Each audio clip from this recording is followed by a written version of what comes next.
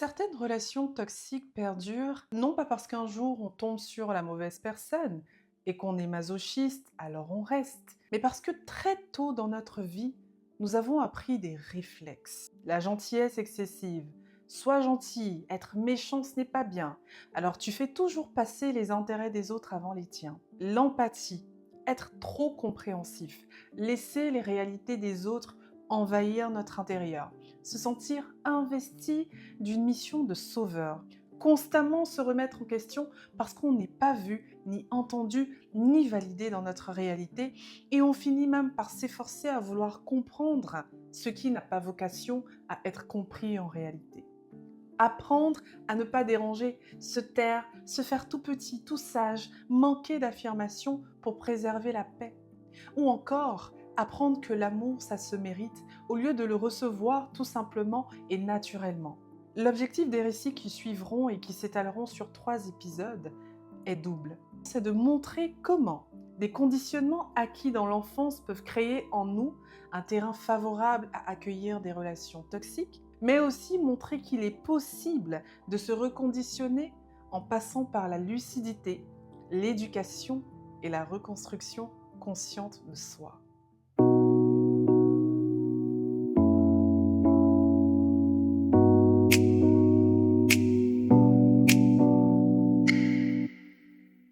Bonjour à toutes les âmes de feu et de lumière qui écoutent cet épisode et bienvenue dans âme incandescente. Ici, on parle de ce qui a été vécu et éprouvé dans la chair, dans la réalité, dans les expériences de vie. On parle de relations toxiques ou humaines, mais surtout de ce qu'elles disent de nous. On parle d'identité, de blessures émotionnelles, mais aussi de découverte et de reconstruction de soi. On parle de perte de sens, de crise existentielle, d'éveil spirituel. Et donc je tiens à préciser que ce podcast n'est pas un espace de conseil, c'est un espace de vérité. Je ne te dirai pas quoi faire, je te partage mes expériences et ce qu'elles m'ont appris. Et si ça résonne en toi, eh ben, tant mieux. Avant de commencer, n'oublie pas de t'abonner, d'activer la cloche de notification, de mettre un j'aime et de booster la vidéo si tu l'as appréciée. Ce type de contenu peut aider et sauver des vies. Aujourd'hui, on se parle des mécanismes de l'emprise. On se parle de perversion narcissique, de relations extrêmement toxiques. Je te donnerai donc une carte des mécanismes de l'emprise que j'ai pu observer personnellement. Comment est-ce que l'emprise s'installe? Comment elle fabrique le brouillard et le flou à l'intérieur de toi? Et comment elle se maintient dans le temps? Si tu sais repérer ces mécanismes plus tôt et que tu cesses de confondre l'intensité brûlante avec l'amour, alors ça pourrait potentiellement te sauver. Je vais donc passer à travers une mise en contexte pour raconter la rencontre initiale. Ensuite, je passerai au retournement de la situation, puis je te raconterai un événement majeur parmi tant d'autres qui s'est joué et qui contenait en lui les mécanismes de l'emprise. Et je finirai par le déclic qui a permis la sortie. Et si en écoutant, tu te reconnais dans ce récit, cherche de l'aide. Parle à quelqu'un de fiable. Parle à un professionnel. Appelle une ligne d'écoute. Cherche une association, mais surtout, ne reste pas isolé. Dans le livre Se libérer de l'emprise émotionnelle de la psychothérapeute Sylvie Tenenbaum, on peut y lire que l'emprise mentale est une prison dans laquelle les victimes sont fascinées par les sortilèges d'une illusion où elles vont se perdre. Le libre arbitre et l'esprit critique des proies sont anéantis, mais aussi leur intégrité psychique et, à l'instar de l'esclavage, leur dignité. Je trouve que les mots de cette introduction sont extrêmement bien choisis parce que l'emprise, en résumé, s'attaque à la réalité de l'autre. Et elle peut se faufiler dans plusieurs situations, dans le couple, les amitiés, au sein de la famille, au travail ou dans des communautés diverses. Mai 2022, la jeune moi, très fougueuse, très tout feu, tout flamme, fait une rencontre qui impactera profondément la suite de sa vie. Un soir, en boîte de nuit, il, qu'on va appeler Bruno, assure la sécurité. Bruno est grand de taille, avec des yeux qui brillent dans le noir, une présence mystérieuse, ténébreuse, sombre, mais qui s'accompagne d'un calme et d'une maîtrise particulière. Je ne le comprends pas, mais je reste scotchée. Quelque chose m'attire puissamment dans cette présence, comme une sorte de magnétisme ensorcelant. Donc je reviens de temps en temps dans cette boîte, on s'échange des regards, des sourires discrets, et puis un jour c'est un câlin suivi d'un «Salut, moi c'est Stéphanie, enchantée Stéphanie», et je pars. Quelques jours plus tard, je le vois apparaître dans le snap d'une connaissance et je demande son contact. Et c'est ainsi que tout commence. La première rencontre s'effectue chez moi. Il arrive avec une bouteille de vin, il est charmant, gentleman, rien d'agressif en fait, hein. On passe la soirée ensemble, on rigole, on est dans une atmosphère très détendue. Dans les discussions, il m'annonce que dans la vie quotidienne, il est analyste financier, donc il déballe ses connaissances. Je vois qu'il est intelligent. Et j'adore ça, les hommes intelligents. À préciser qu'il y avait quand même 10 ans d'écart entre nous. Puis très vite, au cours de la même soirée, Bruno propose d'aller chez lui. Moi, je vis en appartement comme une bonne jeune universitaire, et lui, il a une maison. Donc au départ, je suis plutôt réticente, mais il arrive à me convaincre, et je finis par accepter, et on arrive chez lui. Donc c'est une belle maison qui sent bon, qui est propre, avec une belle ambiance au sous-sol, donc bonne musique, bar, alcool, projection, jeu de lumière. C'est comme si tout avait été préparé au millimètre près pour accueillir cette jeune proie toute fraîche. Donc la soirée continue, on boit, on rigole, on discute de tout et de rien, et puis très vite, un premier rapprochement, le premier baiser, à la suite duquel je demande à ce qu'il me raccompagne chez moi. Et là, il me propose de rester dormir et me promet qu'il ne se passera rien. Donc je le crois, on s'endort, enlacés dans son lit comme des petits anges. Il a quand même tenu sa promesse. Et le matin au réveil, je lui demande à être accompagnée. Et il me dit tu ne vas quand même pas me laisser comme ça, bébé. 3 points de suspension, vous connaissez la suite. Et c'est ainsi que voilà, très rapidement, je commence à faire de la place pour cet homme dans mon quotidien. Malgré qu'il n'y ait encore rien d'officiel, on se revoit plusieurs fois. Un soir chez lui, au dîner, je lui pose la question que tous les hommes adorent. Es-tu célibataire en ce moment? C'est compliqué, elle me tourne encore autour, mais moi je ne veux plus, hein. Gros silence jusqu'à la fin du dîner.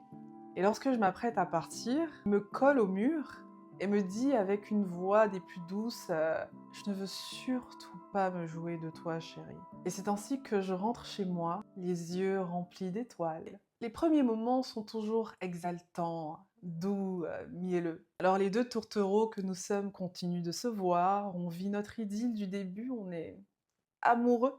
Et un jour, au cours d'un moment charmant sous les draps entre discussions, fous rires, bisous et caresses, Bruno me lance un «Je suis polygame». Tu rigoles, mon cœur, tu rigoles. Je suis sûre que tu rigoles comme tu aimes bien le faire. Tu rigoles. Non, je te crois pas, arrête. Et donc on continue ce moment charmant en toute innocence. Puis un autre jour, au cours d'un autre moment charmant, cette annonce revient encore. Moi, je suis polygame, chérie. Cette fois-là, je m'arrête. Tu es vraiment sérieux? Je suis sérieux, chérie. Mes partenaires ne vivent pas dans la même région, par contre. Elles ne se croisent, ni ne se connaissent. Puis, il n'y a que toi que je vois quotidiennement, et toi seule. Et je te promets de ne me consacrer qu'à toi. Je vais faire des efforts, je vais changer, mais j'ai juste besoin d'un peu de temps parce que la monogamie est une nouvelle chose pour moi. À partir de là, la relation aurait dû s'arrêter parce que la polygamie, le couple ouvert, étaient des options que la jeune moi, certes très ouverte d'esprit, n'avait jamais expérimentées. Et je savais profondément que ce n'était pas fait pour moi. Mais non, la relation se poursuit dans l'attente d'un homme monogame en devenir et dans l'attente de l'officialisation de cette relation. Néanmoins, une règle est tout de même établie. Moi, je suis censée rester dans une fidélité complète, un dévouement de mon être total à Bruno, tandis que lui, il a le droit d'être l'homme qu'il est jusqu'à nouvel ordre. C'est ainsi que l'emprise s'installe et que le jeu peut commencer, plus les jours passent et plus la relation commence graduellement à changer de couleur, d'atmosphère, d'odeur et de goût. Ça commence par l'installation d'un brouillard et d'une triangulation. Je remarque que Bruno appelle joliment toutes les femmes de son entourage, donc de simples amies, comme des plus si affinités, qui les appelle toutes mes femmes. Mais, il a une femme en particulier qui réside dans la même région que moi, qu'il admire beaucoup et dont il fait souvent les éloges en disant « Elle, c'est ma vraie femme. Elle ne pourra jamais me trahir. Elle est toujours attentionnée avec moi, tu sais. » Ce qui active inconsciemment à l'intérieur de moi cette vieille obsession inconsciente d'être choisie et ainsi de fournir des efforts pour mériter la même appréciation. Ensuite, il s'attaque à ma sensibilité. Il me dit qu'il me trouve trop sensible, trop fragile, il se moque de moi. Et donc, moi, j'apprends petit à petit à me changer, à devenir comme lui, qui ne montre jamais une once de sensibilité. J'apprends à devenir insensible, j'apprends à devenir dure, j'apprends à me contenir, j'apprends à m'effacer, j'apprends à ne pas exprimer mes émotions qui sont dérangeantes. Et puis, bien évidemment, il attaque mon corps, ma poitrine, mon derrière, mon appareil reproducteur, tout y passe. Par exemple, il me dit « Bébé, tu es belle, mais si tu maigris, tu le serais encore plus. Je serai jaloux lorsque d'autres hommes te regarderont, mais tu seras tellement exceptionnel. » Alors moi, j'écoute Bruno, je prends les devants de la situation et je perds les kilos en trop. Et lorsque l'objectif est atteint, il s'écrie « Mais bébé, tu as vraiment beaucoup maigri? Qu'est-ce qui se passe? Je t'ai demandé de t'affiner, pas de maigrir. » De surcroît, dans l'intimité, il ne s'intéresse pas à moi. Il est très peu concerné par mon plaisir, comme si la qualité de l'acte, en fait, allait uniquement que dans son sens à lui. S'il prenait du plaisir, alors ça voulait dire que c'était aussi le cas pour moi. Et si j'avais le malheur de le lui reprocher, il ne m'écoutait pas, ou il s'énervait, ou il niait complètement ma réalité. Et au fur et à mesure que le temps passe, il n'a plus besoin de régulièrement porter le masque du début. Et c'est comme ça que je découvre un homme qui n'avait aucun rapport avec celui que j'avais connu au départ. C'était un être doté d'une intelligence très stratégique, il était très malicieux, très centré sur ses propres intérêts, avec une obsession de l'argent. C'était quelqu'un qui entretenait un rapport utilitaire aux autres. Il parlait des gens comme s'ils étaient tous cons et qu'il était le plus intelligent de la planète tout entière. Il ne se remettait jamais en question, c'était toujours les autres le problème. Les phrases qu'il prononçait avaient toujours un double sens. Puis c'était à toi de choisir le sens que tu préférais. Il était très souvent colérique et très peu patient au volant. Sa violence ne passait jamais par des gestes directs. Il ne m'avait jamais touchée, mais il avait installé une atmosphère de terreur qui créait en moi une peur et une crainte de lui. Je devais me tenir droite, faire attention à mes mots, trier mes émotions, en fait être presque parfaite. Et puis il y avait aussi des aveux qui venaient de lui qui m'intriguaient. Je me souviens qu'un jour il m'a dit « Tu sais, je suis très vide de l'intérieur comme un puits profond, sans fin. » Moi cette phrase, je ne l'entendais pas comme un signal d'alarme. Je l'entendais plutôt comme une énigme qui réveillait mon empathie, me rendant investie d'une mission de sauveuse. Il y a quelque chose que beaucoup de gens ont du mal à comprendre lorsqu'ils ne vivent pas ce type de situation. Ils se demandent « Mais pourquoi tu restes ?» L'une des raisons pour lesquelles la relation peut perdurer dans le temps, c'est qu'on reste parce qu'il y a aussi de beaux moments. Des beaux moments qui sont comme en fait des temps de répit qui ramènent au bon vieux temps. Des beaux moments au cours desquels on pense retrouver la personne qu'on a rencontrée au début dans la phase de lune de miel. L'autre en face a la capacité de remettre le masque pour tempérer et donner du répit à sa proie. Et le pire, c'est que ces beaux moments, ils sont imprévisibles. C'est-à-dire que l'autre peut être en train de te faire vivre le moment le plus infernal, le moment le plus dégueulasse, et du jour au lendemain, redevenir la charmante personne qu'elle t'a présentée au départ, et même te faire des promesses de changement, te présenter ses excuses, reconnaître ses torts. Ce qui fait que dans les moments difficiles, tu gardes espoir, tu te dis que le soleil se présentera bientôt à l'horizon. Dans les moments de répit, tu as l'impression que ça avance, mais il n'y a absolument rien qui avance. Tu fais du surplace. Et malheureusement, ce sont plusieurs cycles comme ça qui se répètent. Voilà. Et c'est ce qui forme et renforce le trauma bonding, donc le lien traumatique, qui va créer une puissante dépendance. Mais voilà, sur la course de fond, en fait, à un moment donné, l'autre n'a plus assez d'énergie pour tenir le masque par moment, donc les violences vont s'intensifier. À une période donnée, Bruno insiste pour que j'invite l'une de mes amies, qu'on va appeler Carla, qu'il dit vouloir présenter à l'un de ses amis, son pote sûr, hein, qui est célibataire et qu'on va appeler Ben. Donc je coopère, j'invite Carla à un barbecue qu'ils organisent chez Ben, et puis ce jour-là, dès que Bruno arrive, il y a une complicité très rapide entre Carla et lui. Elle demande le wifi, les deux s'installent à la table centrale, les épaules collées, côte à côte, comme s'ils avaient déjà une histoire commune en fait et qu'ils se connaissaient depuis longtemps. Je trouve ça un peu étrange, mais je garde ma stature parce que, well, je veux être mature, insensible et puis cool, hein. Je veux surtout pas être la femme qui gâche tout pour une simple impression, voyons donc. En plus en public. Non, je ne veux pas trop en faire. Parce qu'il faut savoir qu'ils ont la capacité de faire croire aux autres que c'est toi le problème, en fait. Donc voilà, le barbecue se fait, on mange tous ensemble, on discute, on rigole, hein, l'atmosphère est légère, mais il n'y a aucun rapprochement réel entre Carla et Ben, ce qui était le plan de départ. Bon, on finit, chacun rentre chez lui pour se préparer pour la deuxième partie en soirée.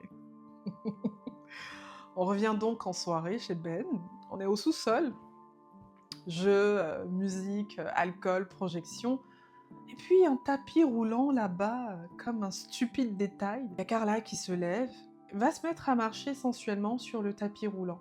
Bruno à côté qui l'observe d'un regard puissamment pervers et qui commence à lui lancer des compliments juste à côté de moi. Waouh, purée, quelle démarche, hein. À partir de ce moment, Bruno et Carla, ils se mettent à passer du temps ensemble, hein. Ils font des pompes, ils dansent collés. Et puis moi, je reste là, seule, assise sur le canapé, à négocier à l'intérieur de moi avec moi-même en me disant allez, c'est une belle soirée, ils s'amusent, ne sois pas trop jalouse, sois pas ridicule, voyons, sois pas trop sensible. Bon, à un moment donné, bah, j'en ai marre, donc je dis à Carla, allez Carla, on part. Bruno propose de raccompagner Carla chez elle sous prétexte que j'ai trop bu pour conduire et que ce n'est pas prudent. Proposition que je refuse et je pars déposer mon amie chez elle. Entre-temps, avant de partir, il pleuvait. Il nous avait donné son pull pour nous couvrir. Et donc là, moi, je reviens à la maison de Ben après avoir déposé ma copine et je jette son pull sur sa voiture. Et puis je démarre en fonçant chez moi. Bruno, lui, il est choqué. Il fait mine de ne pas comprendre ce qui se passe en fait devant Ben. Parce que c'est moi la folle en fait. Et donc il me retrouve quelques minutes après chez moi. Je suis en crise par rapport à tout ce que j'ai dû endurer au cours de la soirée. Je suis en pleurs. Et là, la mécanique va changer de registre. Il ne va pas dire oui, excuse-moi bébé, j'ai peut-être dépassé une limite. Il va dire je ne comprends pas. Il va reformuler la réalité comme si c'était en fait un malentendu ou une lecture erronée de la réalité ou encore mon hypersensibilité. Il m'explique qu'il voulait juste mettre Carla à l'aise parce que son ami Ben était trop timide. Et puis cette explication a un effet puissant parce qu'elle fait reculer mon propre jugement. Je me retrouve à douter de ce que j'ai vu et de ce que j'ai ressenti. C'est exactement ça le cœur du gaslighting. C'est distordre la réalité de l'autre, nier ou minimiser, jusqu'à ce que la personne ne fasse plus confiance à sa propre perception et devienne plus dépendante du récit de celui qui impose la version acceptable. Ce qui rend cette scène toxique, ce n'est pas seulement le moment au sous-sol, mais c'est la combinaison du moment au sous-sol, plus du déni qui vient de lui, plus du retournement de situation qui va suivre. Parce que si après coup, la douleur de l'autre est reconnue, la réalité se restaure à l'intérieur. Mais si après coup, la douleur est requalifiée de problème de ta sensibilité, là, la réalité se distord en toi. Et tu commences à vivre dans une zone grise où tu ne sais plus, en fait, quand tu as le droit d'être atteinte ou pas. Tu souffres et tu te sens coupable de souffrir. À un moment, Bruno devient muet. Il se retire et rentre chez lui. Il n'y a plus de discussion. Il se fâche, puis il nous fait entrer dans le silent treatment. Il me punit de m'être exprimé. Et c'est ainsi qu'une simple soirée devient un outil puissant du renforcement du brouillard intérieur. À la base, j'ai vécu et ressenti une humiliation publique, tandis que lui m'accusait d'avoir surinterprété les faits et de surcroît me punit pour ce qu'il qualifie de sensibilité extrême, ce qui crée un résultat très fort, une perte de confiance en ma propre réalité. Après cet événement, la relation se poursuit encore, malheureusement. Moi qui m'excuse d'avoir surréagi. Pendant un temps, je m'accroche à une hypothèse qui me rassure. C'est peut-être de la maladresse, c'est peut-être un homme qui n'a sûrement jamais appris à aimer proprement. Il ne sait pas faire autrement. Si quelqu'un lui montre, il pourra évoluer. Si je l'aime assez, eh ben, il guérira. J'essaie de m'expliquer tout ce qui se passe, j'essaie de me justifier tout ce qui se passe, de me donner des raisons de croire que de telles personnalités, en fait, ne peuvent pas être réelles, que ce n'est pas de la cruauté, et que c'est impossible, en fait, qu'ils puissent se nourrir du mal qu'ils créent. Donc je prends sur moi, j'endosse la relation, je me change encore et encore, je me suradapte, je m'explique mieux, je m'explique plus. J'espère qu'à force d'efforts, en fait, il arrivera à voir lui-même ce qu'il est et ce qu'il crée dans la vie des autres. Je deviens le pont entre ce qu'il est et ce qu'il pourrait être. Je deviens l'architecte d'un homme qui, au fond, ne m'a jamais demandé de l'aide pour être reconstruit ou réparé. Mais ce qui marque un tournant décisif dans le déroulement de l'histoire, c'est qu'un jour, j'ai une idée de restauration. Je lui en parle, et avant même de commencer mon projet, il me dit « ça ne marchera pas ». Il me dit ça sans même m'accompagner peut-être dans un processus de réflexion ou de peaufinement de l'idée. Bon. Donc moi, j'achète ce dont j'ai besoin pour me lancer, et à aucun moment, il ne me soutient dans la préparation, dans la mise en place, rien. Je commence la commercialisation de mes plats qui rencontrent un certain succès, et lui, l'homme qui est censé être mon partenaire in crime, n'a jamais acheté un de mes plats, ne serait-ce que pour me soutenir. Et entre-temps, il commence à prendre ses distances. Sa réaction crée en moi un déclic. Je comprends tout de suite que je suis seule. Et j'ai toujours été seule. Et je finis par reconnaître que aimer quelqu'un ne donne pas la responsabilité de le former au respect, ni le droit de s'oublier pour que la personne apprenne ce qu'on ne lui a pas appris. On ne sauve pas quelqu'un de lui-même, et encore moins à l'intérieur d'une relation qui nous fait saigner. Je comprends que je dois renoncer, je dois abandonner. Je dois renoncer à cette idée d'être celle qui fera naître le meilleur en lui.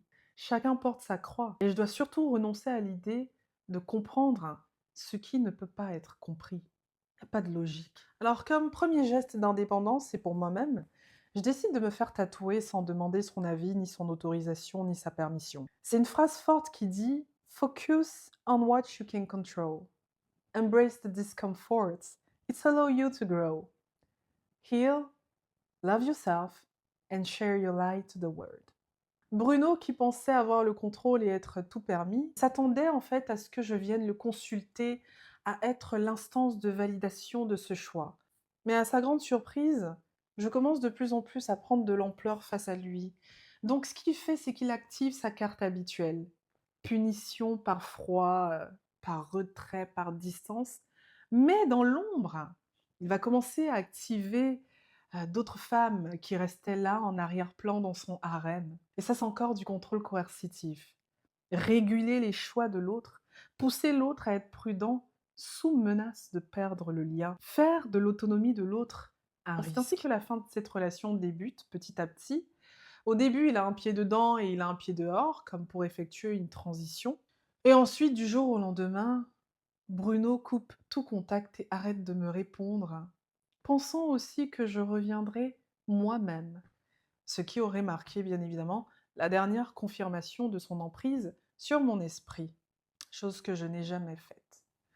Quand je suis sortie de cette relation, c'est là que j'ai mesuré le coût réel. Personne ne me reconnaissait. J'étais étourdie. C'est comme si je sortais d'un long sommeil, comme si j'avais été hypnotisée. J'avais perdu de ma lumière, de ma candeur, mon estime de soi, ma confiance en soi, mon amour-propre, tout était complètement fragilisé. Une seule question a commencé à tourner dans ma tête. Pourquoi est-ce que je suis restée dans cette situation médiocre? Alors dans l'épisode 2, je vais répondre à cette question. Pourquoi je suis restée et comment j'ai commencé à reprendre du pouvoir en moi-même? S'il y a une leçon que tu peux retenir dans tout ce récit, ne fais pas comme moi et clarifie tes propres intentions. N'ouvre pas trop facilement la porte de ta bergerie au loup. Si une relation repose sur le flou dès le départ, ralentis, prends ton temps, observe l'autre, apprends à le connaître et exige la clarté. Merci d'avoir écouté ce premier épisode. J'espère qu'il servira à apporter des réponses à des personnes qui vivent peut-être ce type de lien. Si tu as aimé l'épisode, partage-le, laisse un j'aime, abonne-toi, active la cloche de notification et je te dis à très bientôt.